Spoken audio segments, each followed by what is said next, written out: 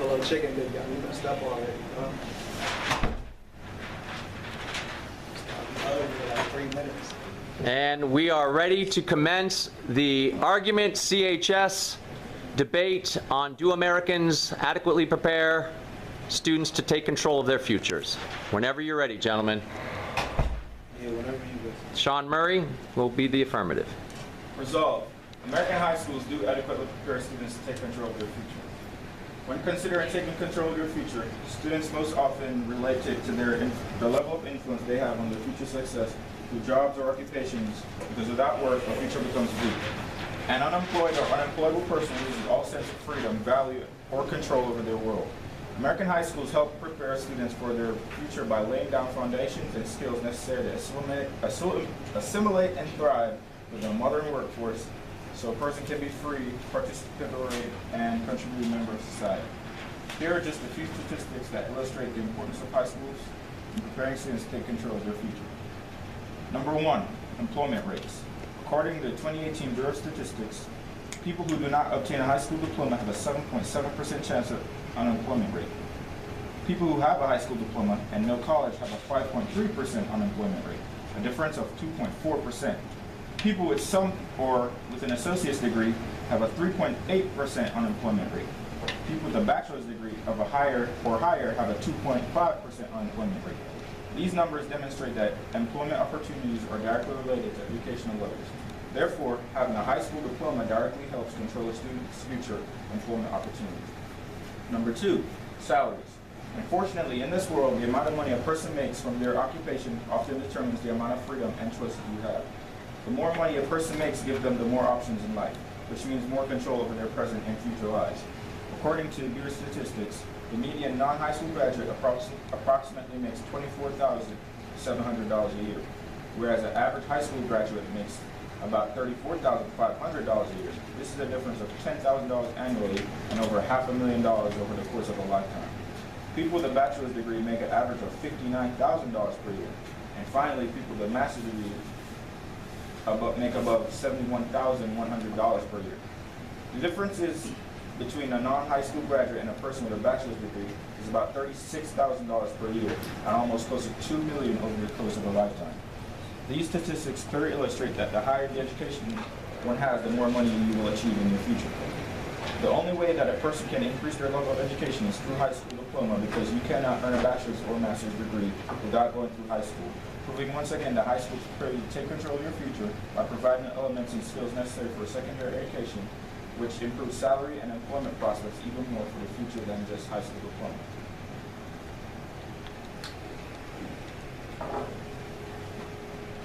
Cross-examination. Minute and a half, please.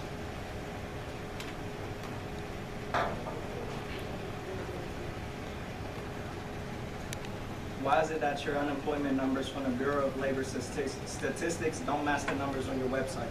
According to the numbers I have seen, you have exaggerated the unemployment rates for people with less than a high school diploma and those with just a diploma. Can I restart with the papers?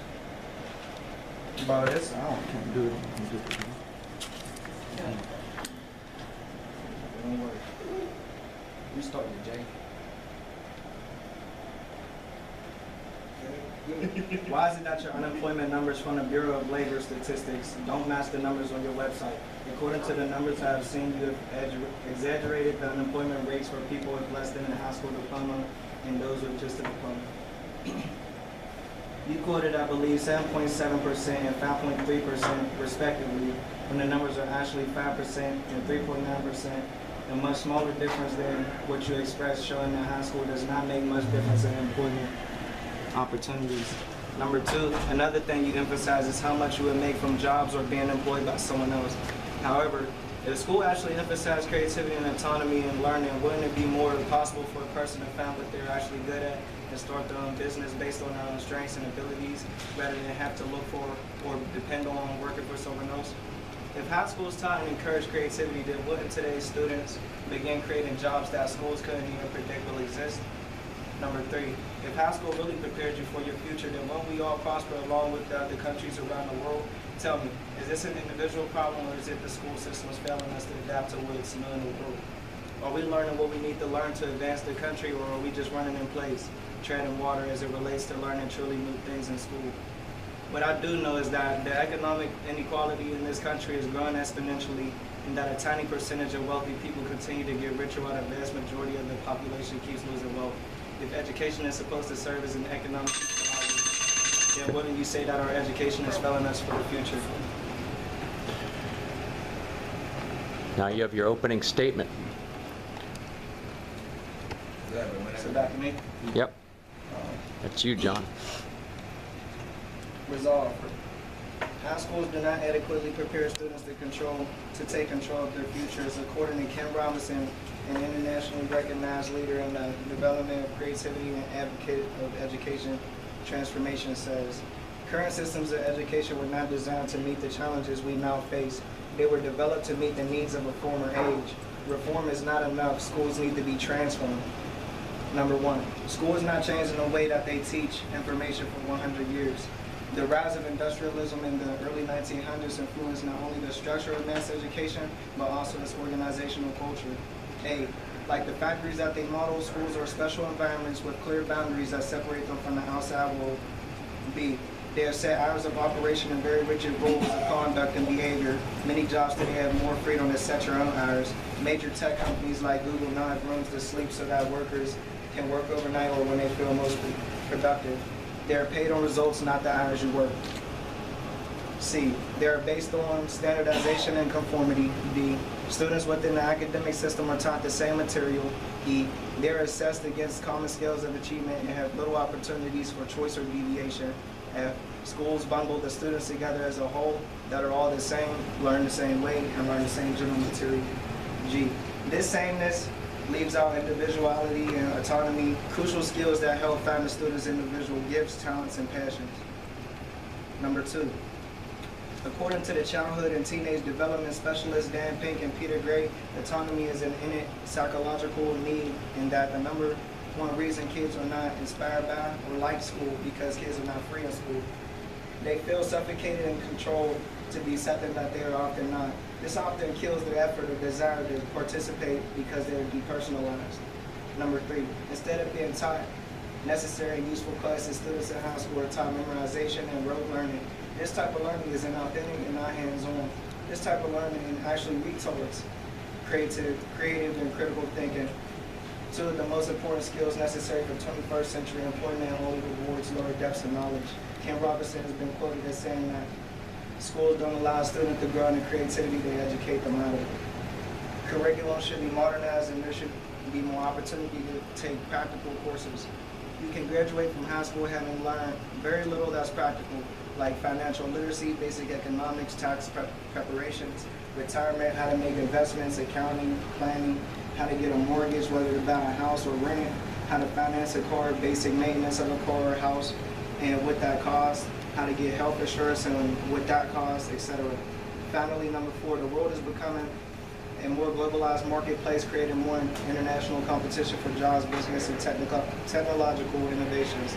According to the Organization of Economic and Cooperation Development, the United States students is lagging far behind other countries in science, math, and reading. That's it. You got your cross-examination.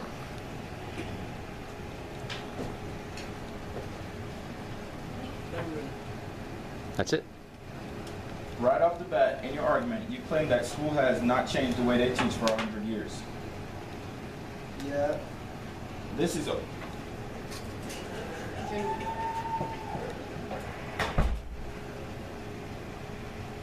Stop. Computer shut off. I know, I saw it. Virus.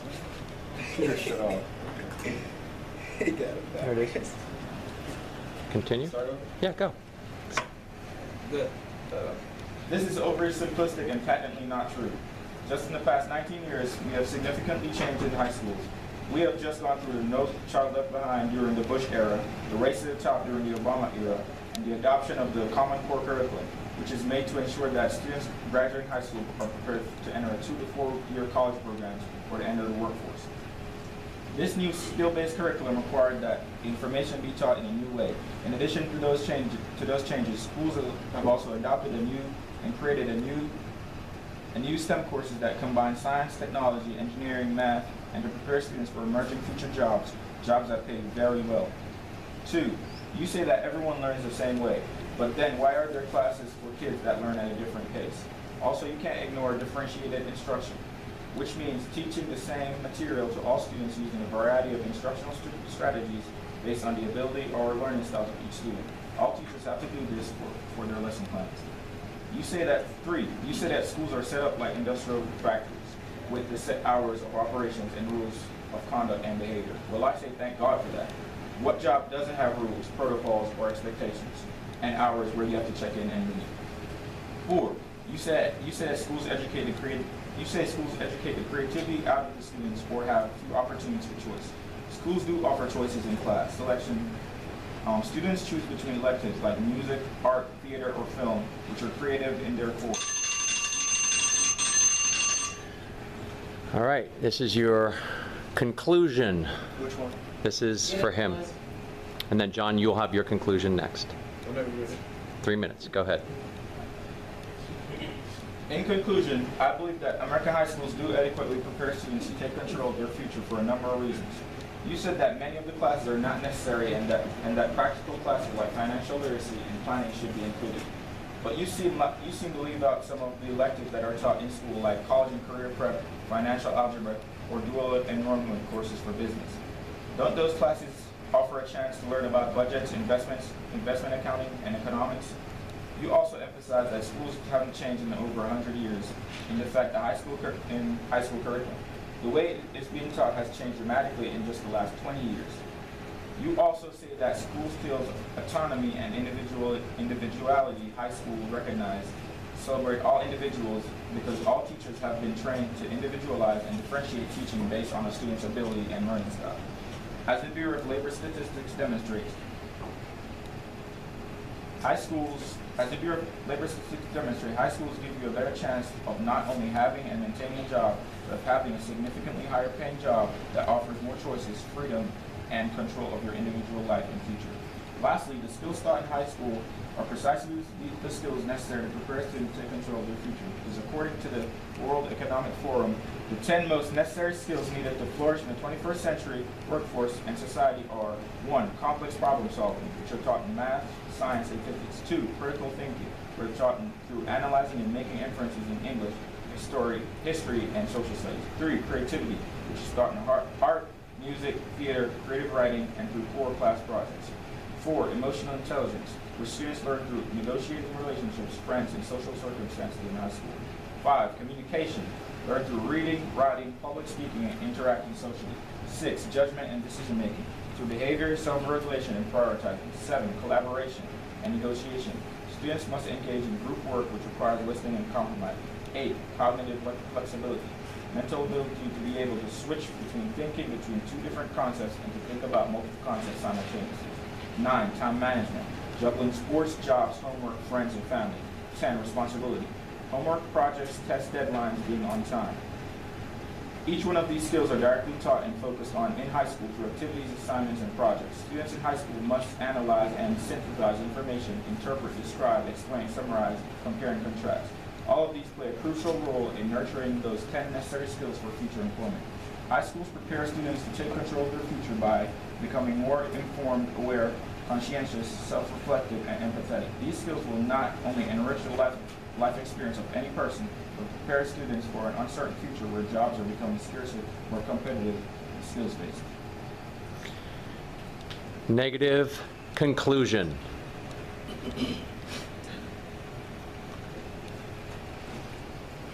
In conclusion, you said that a major change in high school has been the implementation of the Common Core curriculum, an initiative which seeks to establish consistent educational standards to ensure that students are prepared to enter college, credit programs, or the workforce.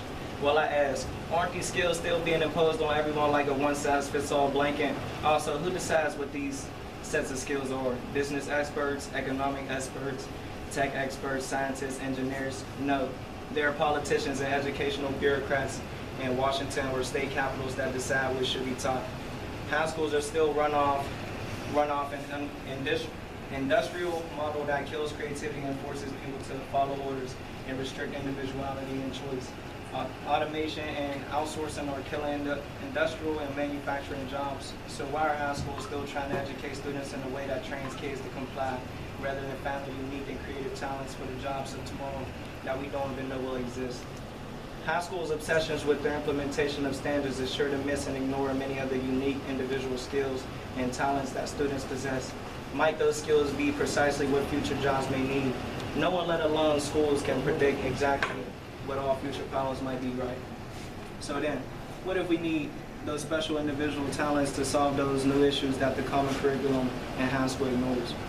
We need hands-on practical experience, not just rote learning and memorization, since the economy is arguably the most influential factor driving decision-making in politics. Shall we have more financial literacy and economics-based classes that prepare us to make economic decisions in life? It is enough to have college and career prep classes or financial algebra, where finance and economics is not the core of the content.